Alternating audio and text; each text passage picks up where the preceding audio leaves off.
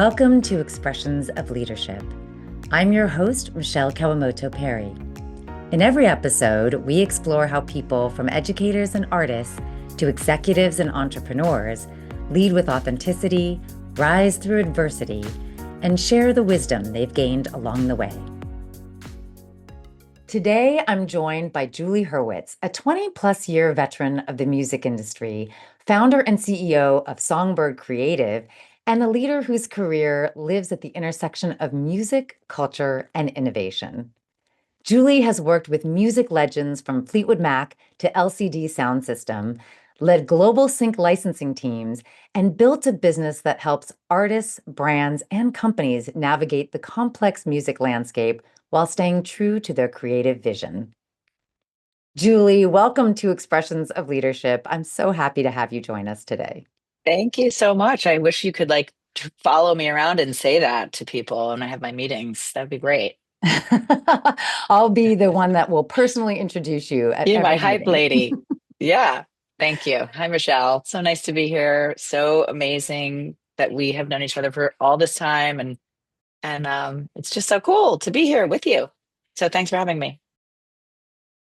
Julie, let's start at the very beginning of your career. How did you get into the music business? Let's see. I mean, I was always really a junkie for music, always, since I was a little girl. And I realized, I think it was really in college. I went to Northwestern, great school, really smart people all around me, right outside Chicago. So there was a lot of music coming up, and we would go to see shows a lot. And I realized at a certain point that I kind of loved music more than a lot of people around me love music. Like some people love fashion or love, reading or love finance or whatever it is. For me, it just was always music. And so that was sort of entree into like a fun club. Just like listening to tons of music, analyzing lyrics, sounds like this, reminds me of that. And I think that's kind of how I realized I could make a career of it because I had a certain proclivity for it that not everyone around me had. And what was your first job in the music business? Well, I did concert programming at college. I was not paid, obviously, but that was a lot of time and energy. And then my first job was I worked as an assistant to the senior vice president of international at MCA Records in London. Um, I remember like looking at the sleeve of an Oasis record that had just come out, and I saw it came from a label called Creation Records. So I just literally called information, like cold called Creation Records in London, and I said, "Are you hiring?" And they said no, but they connected me to a recruiter in London. I had access to a work permit. Um, through an organization called CIEE, which still exists to this day. So I had access to a work permit in London, got it connected with a headhunter, and she placed me at a 1 day temp job at MCA Records, assisting the assistant. And then a couple days later, I got a job offer from them. I mean, it was like very fortunate, lucky timing, etc. But that was my first job. I was the assistant to the assistant. I was senior vice president of MCA Records International in London. And it was hilarious, tons of faxing and like a lot of yelling, like men yelling, a lot of men yelling. That's like kind of my recollection of it. Um, it was, but listening to music for my job, and we got to go to shows, and it was really fun. That was my first gig. That was, yeah, it was like very, very low on the totem pole, as you can imagine. Yeah, and then I came back to New York and I got a job as a publicist at TBT Records, which um, for people who are in the music business, they're going to go, oh, yeah, because everybody at one point worked at TBT Records. It was like a revolving door. And I still have friends from there, actually. It was really fun. But anyway, yeah, that was my first start, was as an assistant to an assistant. Now, you built a very successful career in the music business before founding Songbird Creative. What moments or experiences made you think, I'm ready to build my own company? I had an executive coach who told me to do it, basically. I didn't think I was ready at all. And then I was at a company that was being sold, and I didn't really know what my next iteration would be. And I had hired myself an executive coach, and she said, let's just make your own thing. And I had to think about it for a long time, but once she kind of helped me, I didn't, my reticence wasn't that I didn't think I could do it, mentally or like with my contact database, et cetera. It was just that I didn't know how to do it logistically. And so she really helped me in many areas to kind of see that first you do this step, and then you do this step, and then you do this step, and you just sort of put one foot in front of the other. And, now I have a business. So it's it was took some coaxing for sure. And when you first launched Songbird Creative, what was your original vision? So my original vision was to get companies that were buying the rights to music catalogs and getting them to pay me a retainer to consult on how to monetize those music catalogs through licensing, which is what I've been doing, for much of my career, working, like you mentioned, Fleetwood Mac and LCD Sound System. I've worked with many, many artists along the way and helped them with navigating licensing. So sync licensing specifically, which means licensing music to a picture. So a film, a television show, television commercial, and doing those deals. So my original plan was to get a handful of companies who were buying the rights to music catalogs to hire me to help them navigate the licensing landscape. Um, I thought I was going to get, five or six clients to pay me a nice retainer, and then like that would be my business. I've learned that it's much harder than I was expecting to get clients to part with their money. So the business model has changed somewhat in that I most of my clients now are record labels or like indie labels or music publishers. So, and forgive me if you know this, but basically, a label represents the performer and a publisher represents the songwriter. And each song has obviously both a songwriter and a performer. Sometimes it is the same person, like Fleetwood Mac wrote their songs and performed their songs. Um, Taylor Swift, on the other hand, writes most of her stuff, but a lot of it is collaborating with other songwriters, and then she performs it. So, there's a handful of people who write some of her, not all of it, some of it she writes herself, but sometimes she does collaborate. And when she collaborates, each of those writers are represented by a different publisher. Um, anyway, so I have clients who some of my clients represent songwriters, some of my clients represent the performers. And so I've built a roster of more clients than I was expecting. And some of them pay me a retainer, a monthly retainer, and some of them I just take a commission off of licenses that I land for them. And now you've also had some spin-offs in your business. Yeah. You've done some pivoting here. Can you tell me more about how you identified those opportunities and what that process looked like? Yeah. This part has been really interesting and new for me because I've never worked for myself before. Um, and I realized as I was going out and having meetings with all sorts of people that opportunities were coming along that I wasn't really expecting. For example, someone came to me wondering if I could help them find a licensing expert for their business. Um, and so I said, sure. And because I know loads of people who do this, really smart people. And so all of a sudden there I was paid to recruit someone for another company, and I became a recruiter. Um, that was completely organic. I never even thought of doing that before. And then when the opportunity came, it was really a very organic development, and one that I have continued to do now. So I've recruited for a couple companies now, and it's really fun. And I've really enjoyed it. I've set up software for it, tracking. So that is a perfect example, I think, of, you know, being an entrepreneur and being ready to understand when opportunities come your way that you can jump on them if they're right for you. Not every single opportunity that has been right for me, but that one was. That's a good example. And how do you keep yourself open to these types of opportunities?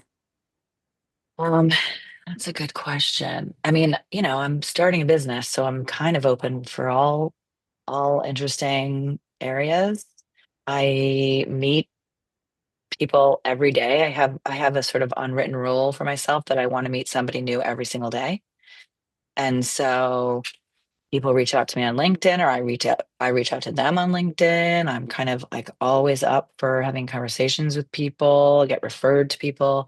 I ask people to refer me to other people. And I'm just in the sort of like, hey, you never know business.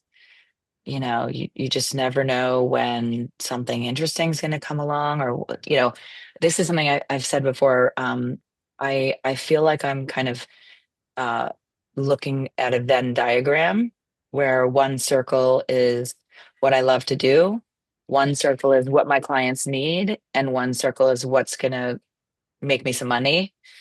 And I'm kind of looking for that sort of sweet spot in the middle there. Um, and I've never been able to really do this before because I've always worked for a company, and that part's been really, really fun, having my own business and like opportunities that have come along that I wasn't expecting or looking for. So, being open and networking have clearly been key elements to your success. How have you integrated those into your leadership approach? Yeah, I mean, the hustle is real. Hustle, it's every day I'm hustling. Um, yeah, I think that is a big part, especially working in the music industry. It's very much relationship based, and there's a lot of socializing, going to shows at night, and um, so that part is has always been part of my career. It's part of the thread of working in music is going to see live shows. So definitely, definitely.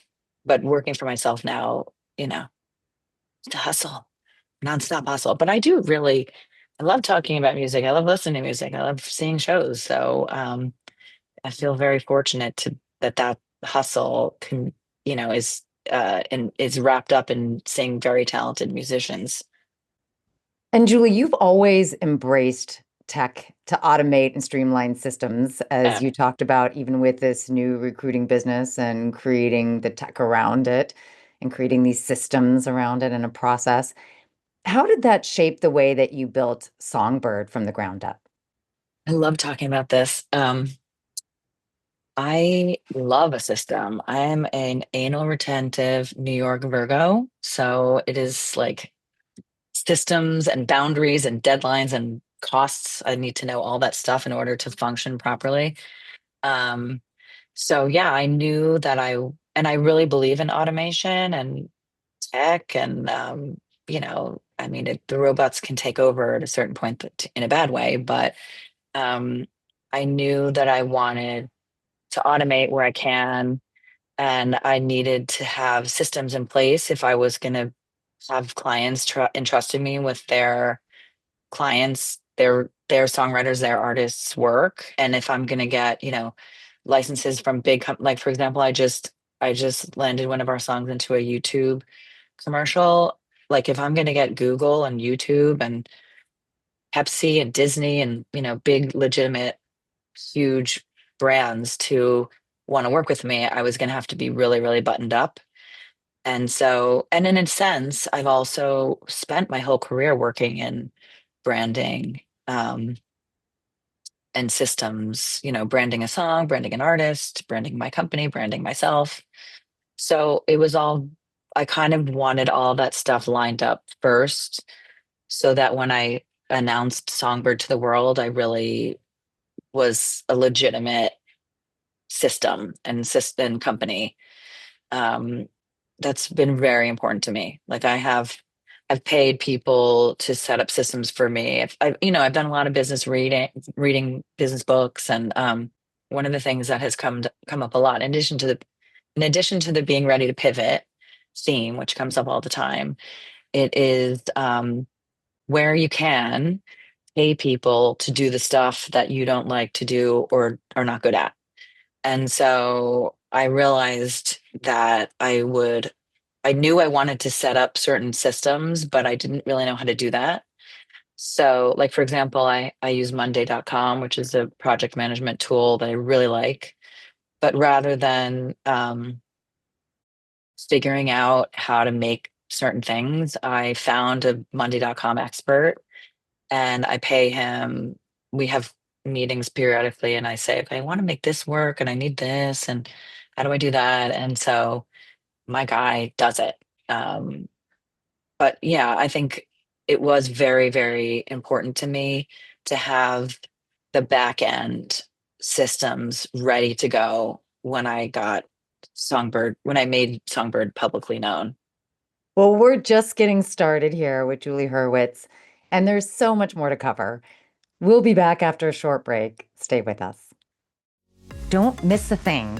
Follow Expressions of Leadership on your favorite podcast app and connect with us on Instagram and YouTube at Expressions of Leadership.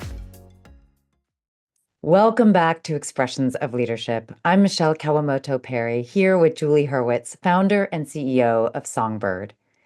Julie, let's now turn to your leadership philosophy, the principles that you rely on, and the lessons that you've learned along the way. You've talked about the importance of flexibility, intentionality, and decisiveness. How do you find the balance between overthinking and being too laissez-faire? Good question.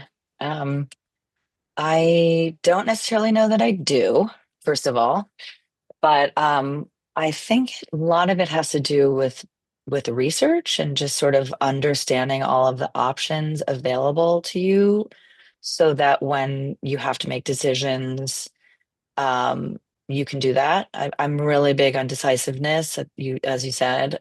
I think there's nothing worse than like that slows down a process and like decreases morale than a leader who doesn't know what they want or how to make a decision or stand by a decision. I think again, I think it has to do with research and kind of understanding your options, weighing your options out. Um, I've had really amazing leaders. I've had some really bad leaders as well, for sure. And you learn from them sometimes just as much as you learn from the good leaders. But I had an amazing boss at Cobalt named Jeanette Perez, and she was big on development and autonomy when with your team. So in other words, make sure the team knows how to do what it is that you're hoping that they can do, and then go let them do it. And always being there and being available when people have questions, or need help, or there's some sort of problem or something, you have to be available. That's another thing, being available. You think it's kind of like a basic leadership quality, but it's not always the case. I've had leaders who are not available, and so you come upon an opportunity or a problem and you need some guidance from a leader and they're not available, like you lose an opportunity or the problem becomes worse. So I try to always be available. um, but I've had really I've learned from great leaders, and I've had some bad ones too. But yeah, being decisive is huge, and doing the research is huge. What are some of the other key lessons that you learn from the good leaders or the bad leaders? Obviously, you said, for example, you should be available and you should also empower and develop your people. What Yeah. else do you do yourself at Songbird Creative? Well, as I'm building my team, I want, I guess hiring is a huge, I mean, it's all starts with the hiring.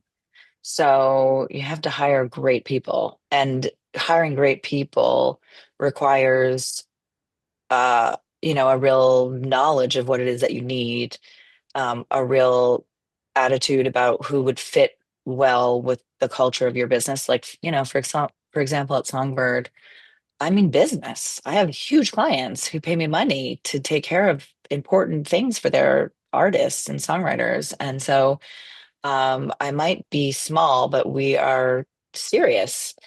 And so I need people around me who are very hardworking and very smart. And I've, surrounded myself with the team who are both those things, hardworking and smart, which is great. So the hiring is huge. And then I I think it's very, very important from the very first day you hire somebody for them to understand what the expectation is. So I don't mean like the first week or the first month, like day one. Even with my interns, I have a document that's called Songbird Employee Ethos. And that it's a simple one-page thing, but it's a document that I review the first day someone starts, and not the day before they start, because you haven't started paying them yet. Like, I don't believe in that either. But the very first day, I review this document with anyone who works for Songbird so that they know what I expect, and that I mean business, and that this is a serious business. This is not like loosey goosey fun music stuff. Like, no, no, I have huge clients. I have that Disney Music Publishing is one of my clients. I have clients who are backed by private equity, for example. And so I want anyone who is going to be representing Songbird to understand that I mean business.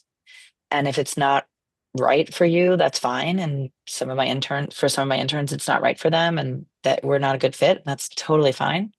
Um, so yeah, the employee ethos thing is huge. And then also, again, once I find people who are smart and hardworking, I just let them do what it is that they've been hired to do, and like get out of their way. Micromanaging is the worst. So, like if I remember one time somebody who worked on my team years ago, it was her first day, and she was like, I'm gonna go get lunch if that's cool. And I was like, please don't tell me about like, go do whatever it is you gotta do. You don't have to tell me about lunch. You don't have to tell me when you're leaving. Um, I don't even want to know. So just sort of assuming that people are grown-ups and they're doing the job well, as opposed to doing the job not well.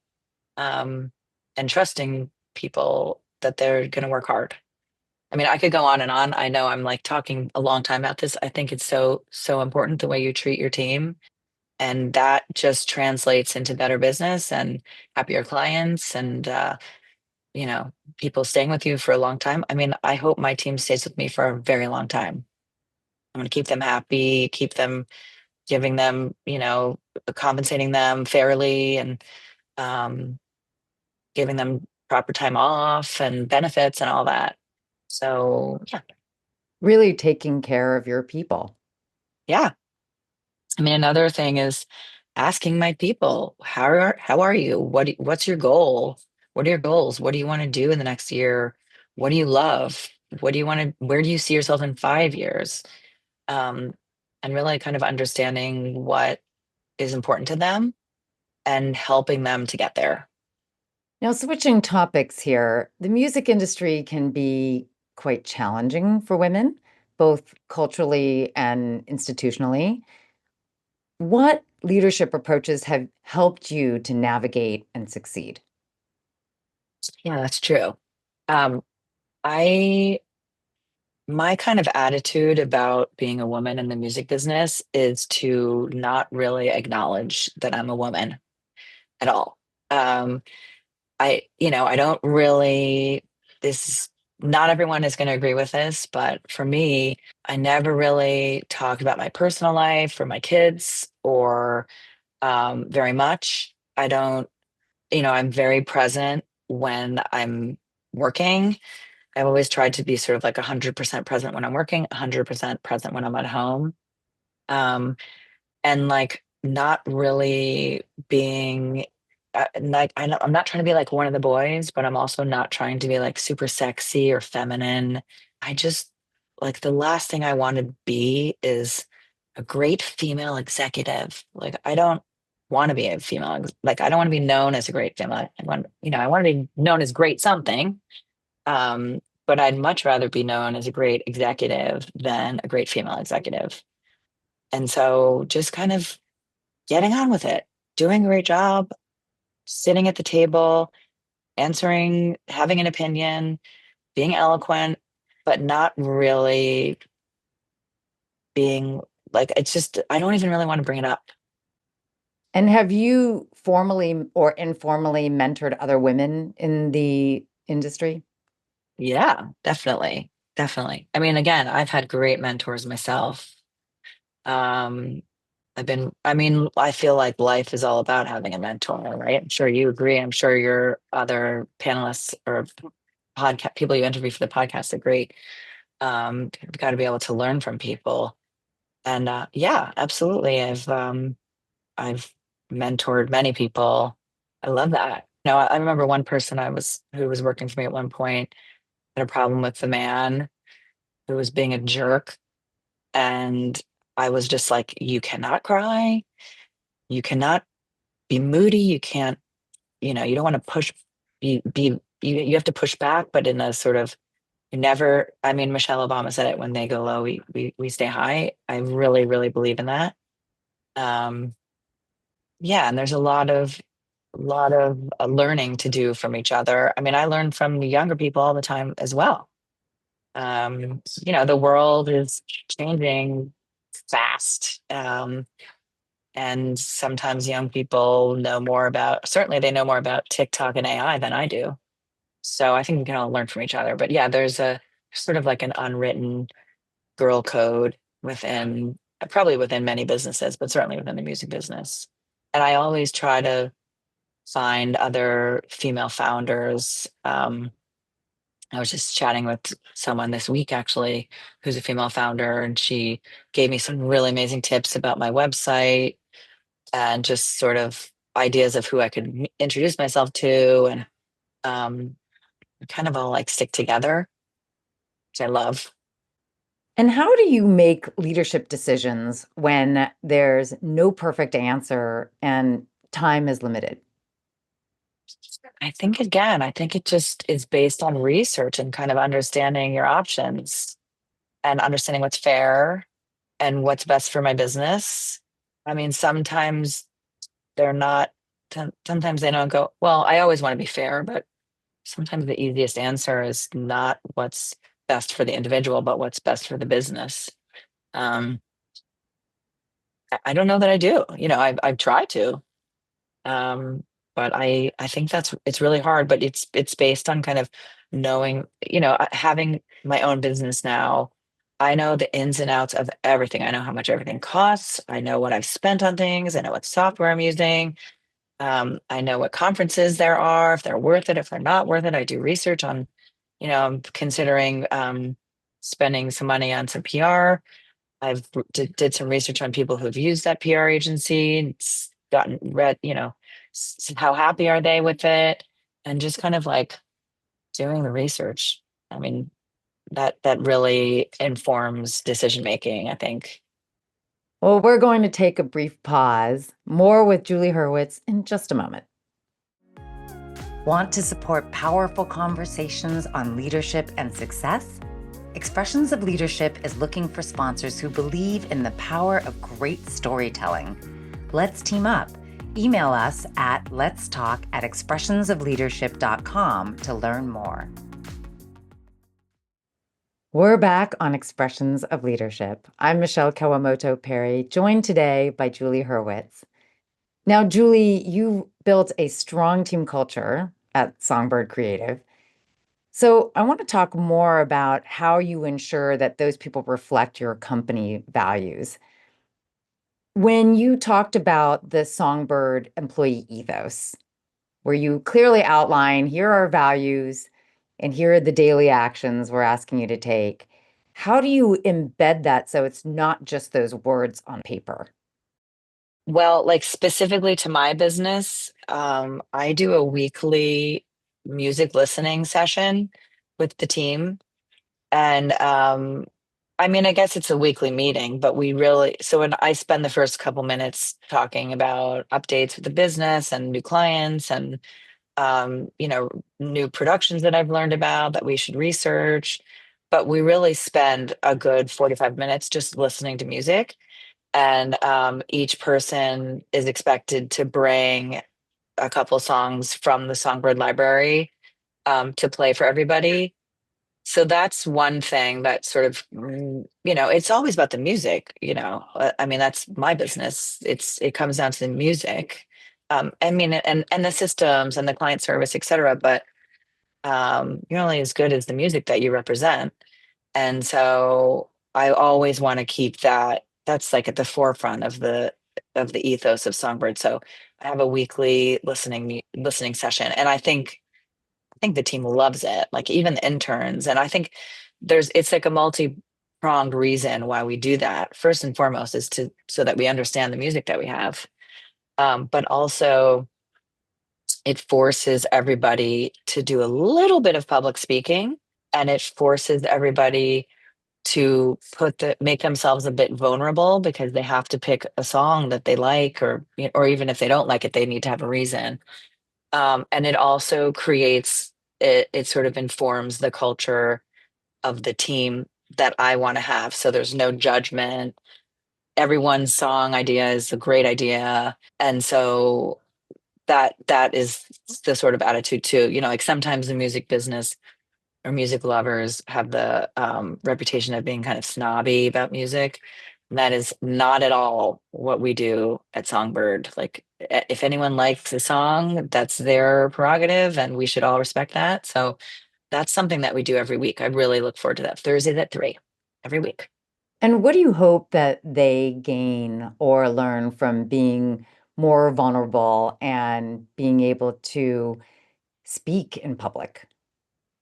I mean, it's all about confidence building, and understanding that their opinion is valid and is necessary.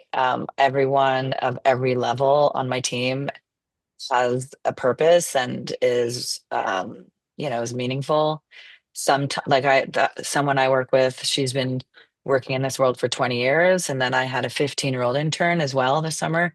And they both are really important to the team. I mean, the 20-year veteran, she's important because for a host of reasons. Obviously, she's got amazing experience and she knows how to handle herself with clients, etc. She knows what would potentially music could work in certain for certain licenses. Whereas the 15-year-old intern, she is obviously brand new to work, but also has a youthful energy and a youthful attitude and a different set of taste in music that she's going to be the future. I mean, she's going to be the leader in the future. So um, that's really, really important that everyone on the team kind of respects everyone's opinion. And, I've definitely had to tell people, no, we don't talk that way, or there's no judgment here. Um, but yeah, so that's really important. And in addition to saying right then and there, there's no judgment here, how else do you address it when someone on your team isn't living the ethos or aligning with the culture?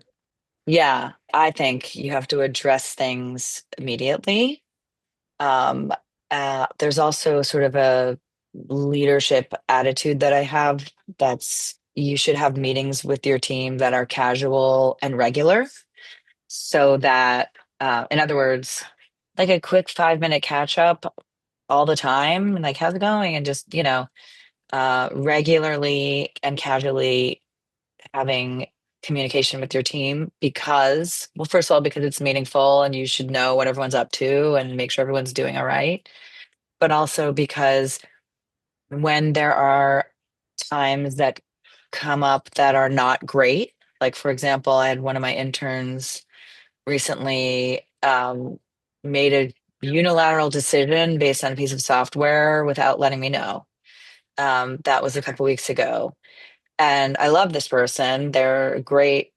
They're, hardworking, and they really embody the Songbird ethos, but they made a mistake. And so because I meet with them regularly, me being able to immediately address the issue, it really wasn't a big deal. I found out about this decision they had made with some of the software that I didn't agree with or know about. And so I immediately called my intern and we had a, quick conversation. I said, I don't want you to do that anymore. It's my company. I need to know every decision. You can't make a decision without letting me know. And that was it. And it's fine. And it didn't have to be like a, big drawn out thing. And it didn't have to be so severe. But yeah, so casual and regular communication. That's another one of my management theories. And you talked about recruiting for Songbird Creative and how important that is and what you're looking for. When you're doing recruiting for other companies, how do you ensure not only a good fit, but also a smooth introduction and transition so placements succeed? I love this topic. I have a lot of discussion with the company that's doing the hiring to try and understand what's important to them and to kind of glean what the company culture is. That is key. And then once I kind of wrap my head around that and confirm with my client that that is indeed the case, when I go out to candidates, I try to understand what their values are, what their ethos is, and also then kind of, well, with one of the latest recruitment projects that I've been working on, it's like in the middle of it right now, but I narrowed it down and then sort of guide the candidates so that they really understand what is the what's the value structure of the company so that they can decide for themselves if this is right for them or not. I think that's really huge in being a successful recruiter. I mean, sure, you can like, there's an opening for someone who needs to hire someone here, and there's someone here who needs a job. It's just not quite that simple, as we all know. I mean, we've been in jobs that weren't right, perhaps for us, or um, the expectation wasn't there. That's another thing. I've had conversations with companies that are recruiting, and you just have to sort of have realistic expectations. Like, if someone, for example, someone's trying to hire a senior level person and they don't have a budget for it, either they have to find more money or they need to hire someone who's more junior and then either train them up or, just manage the expectation there. I think it's a delicate art form, and I'm still learning. But I've interviewed many people over the years, and I think I'm a good judge of character and I can kind of read people well. That's really served me in this recruiting role. Well, we're going to take a short break. There's still a lot more ground to cover with Julie Hurwitz. We'll be back shortly. Leadership isn't just about strategy, it's about people. The Forward Project helps organizations cultivate strong, adaptable leaders who create thriving workplace cultures. If you're ready to invest in your leadership team, visit www.theforwardproject.co to learn how. This is Expressions of Leadership. I'm Michele Kawamoto Perry, here with Julie Hurwitz, founder and CEO of Songbird Creative. Now, Julie, you work with brands to help them navigate the music industry, which can be quite complicated. What's the key to leading them through such a complex space? I think it's about understanding a brand's vision and what is important to them, and then pairing them. I do a lot of like connecting people. So understanding what vision a brand might have or need and connecting them to people or artists or managers or representatives who have artists who can help with that vision, and who are have the similar kind of vibe and ethos again. um, Learning from a brand what, what's their history, who they've worked with before, what worked out, what didn't work out, and then being there. Like, a lot of times I've discovered that people will make introductions and sort of leave. I think it's important to stick around and kind of navigate the language that a brand might have that might not be the same language that I don't mean like English versus Spanish. I mean, there's like a brand language, a business language that brands have that sometimes artists don't really understand as well. And then there's like an art and a creative language that a brand sometimes doesn't understand as well. So um, I like to be there to kind of like bridge the two. It's really fun. It can be a challenge. Like I've worked with humongous global brands, who, there's like systems and rules and protocols that they have to employ, and then pairing them with an artist that's not necessarily under the same set of protocols and rules that brands have. It's a different kind of language.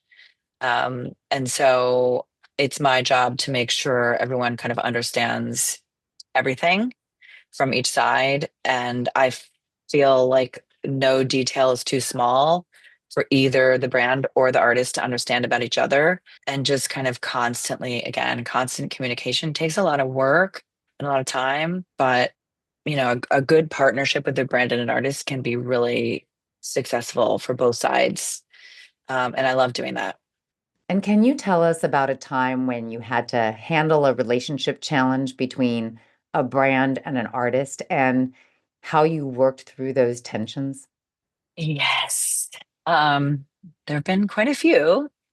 Um, at a certain point, if something is not moving seamlessly, you have to just have like an all hands meeting, for everyone to get on the same page, and sort of a debrief on like where we are, how did we get here, how do we get out of it, um, and like sort of understanding each other. Again, it's a language of a brand language is different sometimes from an artist's language, and um, making sure everyone's on the same page. I think there's something really to be said about people meeting face to face. So even if it's on a Zoom, you can see that like this brand person is actually not a jerk and this artist is not a jerk, and that everyone cares deeply about this project being successful. So you have a sort of like all hands, let's get together on the same page. And then I manage that conversation. I just had a situation a couple weeks ago. The deal closed, luckily, but it was a little hairy. And like people were kind of getting frustrated with each other, and I just had to like make I both sides kind of like understand where the other was coming from.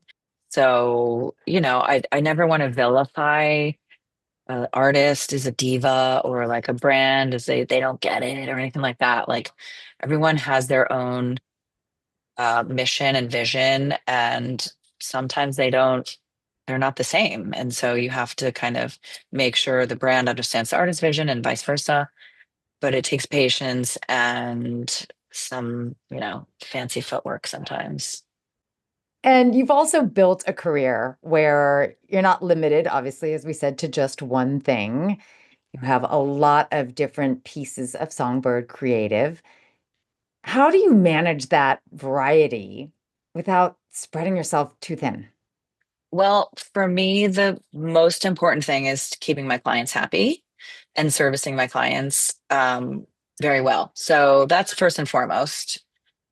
Whatever like extra time I have after that, that comes. after that. So as long as my clients, um, I'm I'm doing well by my clients and making sure their music's getting out, and I'm informing them about, the work that's going on and what potential opportunities there are for them.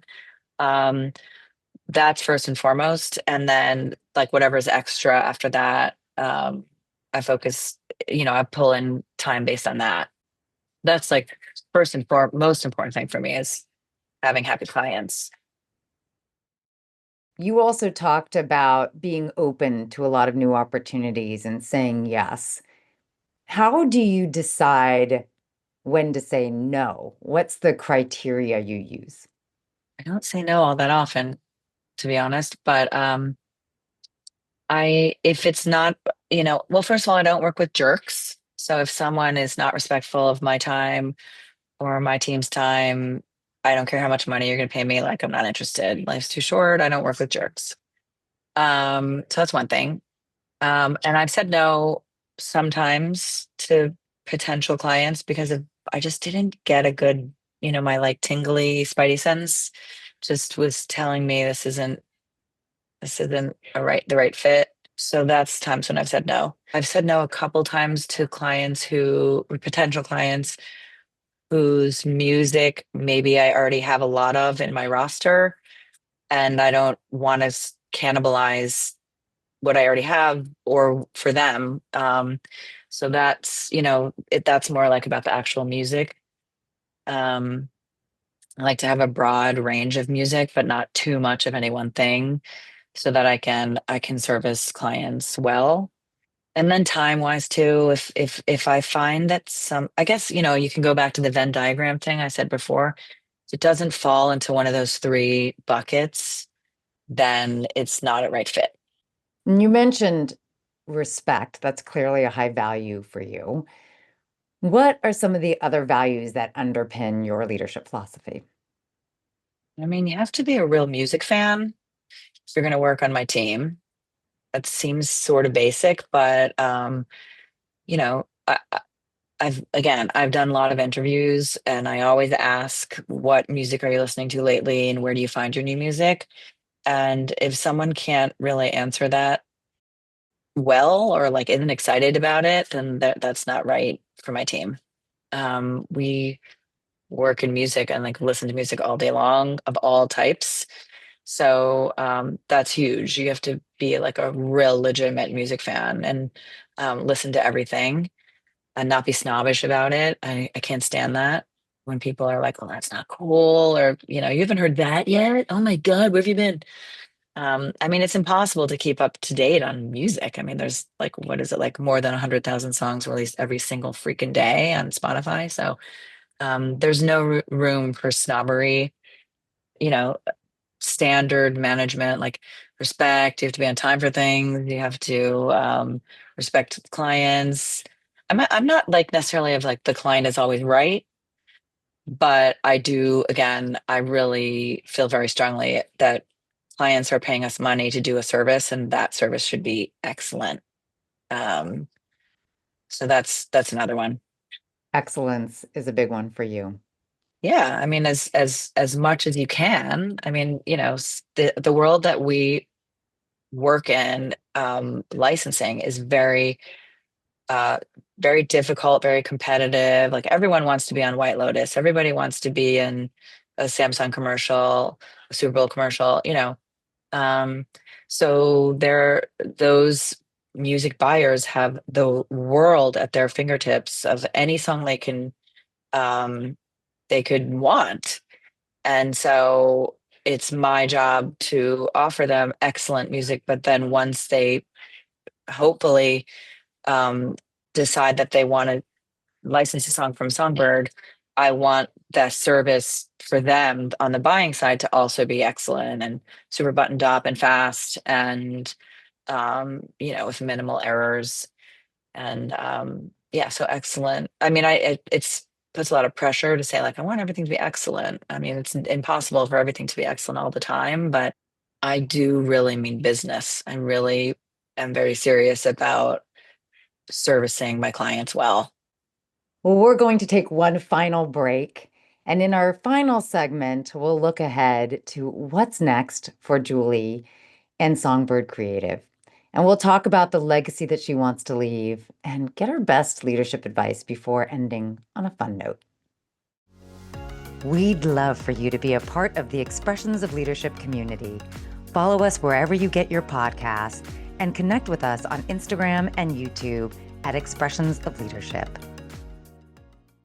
Welcome back to Expressions of Leadership. I'm Michele Kawamoto Perry, and I'm joined by special guest Julie Hurwitz. Julie, as we head into our final segment, I'd love to hear more about your vision for the future and the legacy that you hope to leave. What's your long-term vision for Songbird Creative and your own role in the music industry? The long-term vision, I would love to have a staff of, you know, 5 to 10 people. Um, again, with clients who are happy and making good money, in the licensing space and the music tech space. I'm not exactly sure where that's going to lead. AI is sort of in its nascent stages. I'm sure it's going to really change the face of every industry and music included. It's starting already. Um, I would love to wrap my head around AI and how to use AI, to feel less threatened by it and to sort of embrace it. I feel like the AI bread has been sliced, so to speak, and the wheel has been made. So figure out how to use it. Um, I want to have I'd like to grow my team, have a team of happy people who are paid well and have nice work-life balance. And then for my legacy, I would love for Songbird to be a business for many, many years to come, and um, that has a brand sort of image associated with it of being um, good service with great music. Hopefully, that's what I'm building now, and hopefully, I'm on my way. And when you look back someday, what legacy do you want to leave in terms of your leadership? I would love to be known as someone who has led people to develop and grow into careers that they are proud of, and that I was a good mentor and fair, and smart. Um, yeah, I mean, all good things, hopefully. Well, that brings us to the wisdom and whimsy segment of the show, where we get to ask our guest one advice question and one fun question. Let's start with some wisdom.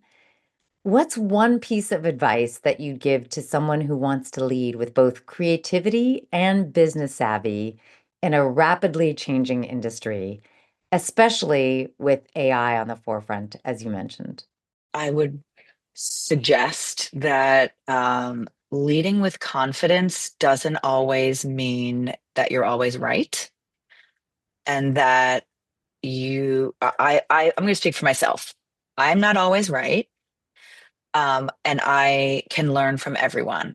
So even if someone is younger or much younger than me, even um, they they certainly could still teach me something, and that doesn't take away from me being a leader or a good manager.